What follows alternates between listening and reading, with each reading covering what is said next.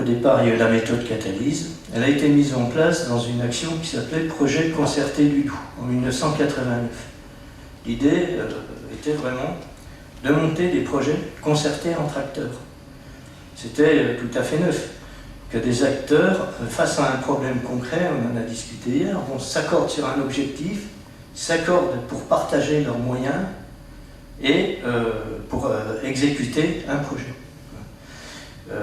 C'était à l'inverse d'une méthode qui existe encore, qui est encore répandue, où on a des spécialistes, des experts qui conçoivent et des acteurs qui exécutent, dans un schéma tout à fait taylorien.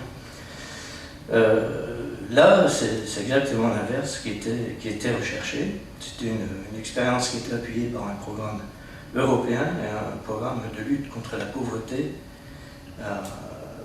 à l'origine.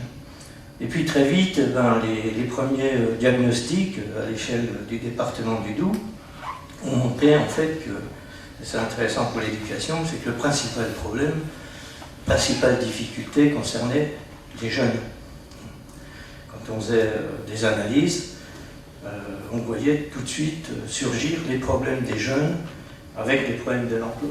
Mais à l'époque, on travaillait avec des structures qui s'appelaient direction de la famille, etc.